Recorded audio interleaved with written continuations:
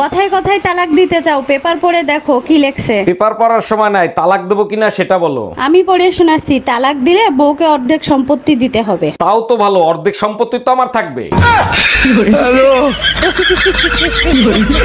কাকি কাকা কোথায়? কি বললে? কাকি? আমাকে দেখে কাকি মনে হচ্ছে? তোমার কাকার বয়স আর আমার বয়স। কাকার বউ তো কাকি হবে। অন্য কিছু বলো। বৌদি কাকা কোথায়? বাড়িতে নেই।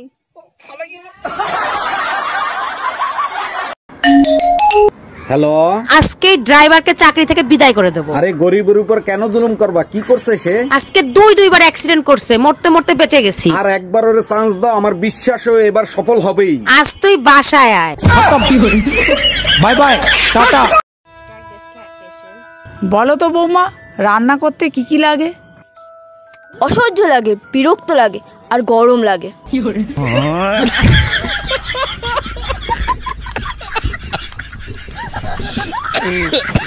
আরে বৌদি, তোমার একটা প্রশ্ন করবো, যদি উত্তর দিতে পারো তাহলে 5,000 টাকা দেবো। 5,000 টাকা? হ্যাঁ, কও কও কও। কবে কবে?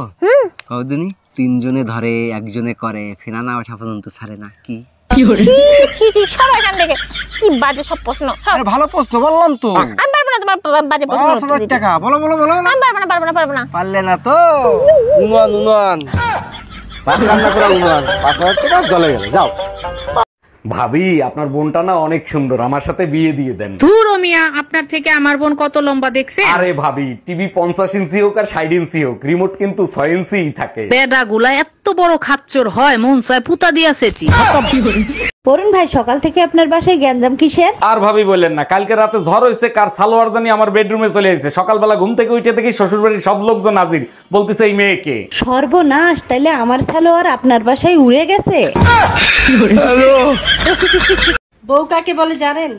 যে আপনাকে শান্তিতে থাকতে দিবে না, আবার আপনার শান্তির কথা চিন্তা করে আল্লাহর কাছে সারা দিন আপনার জন্য দোয়া করতে থাকবে। এটাকেই বলে বউ। কি গো, এই যে দেখো তোমার বউ বাপের বাড়ি থেকে চলে এসেছে। কি হলো, হাসছো কেন? কালকে মন্দিরে গিয়েছিলাম, একটা সাধু বলেছে বিপদ আসলে হাসি মুখে মোকাবিলা করবে। আরে ভাবি, কি হয়েছে? মন খারাপ কেন? আর বললেন না ভাই, সকাল থেকে ভুরু লাফাচ্ছে, মনে হয় খারাপ কিছু হবে। সব কুসংস্কার, আপনারা দেখলে আমারও তো লাফায়। আমার কিছু হয়েছে? বলেন কি, আপনারও ভুরু লাফায় নাকি? আরে না, আমার টুনটুনি লাফায়। জান, শীতকাল তো এসে গেছে, তোমার কম্বলে একটু জায়গা হবে? ছাগলে খায় লতা পাতা, গরুতে খায় ঘাস। আমি দিলাম ভালোবাসা, তুমি দিলে বাস।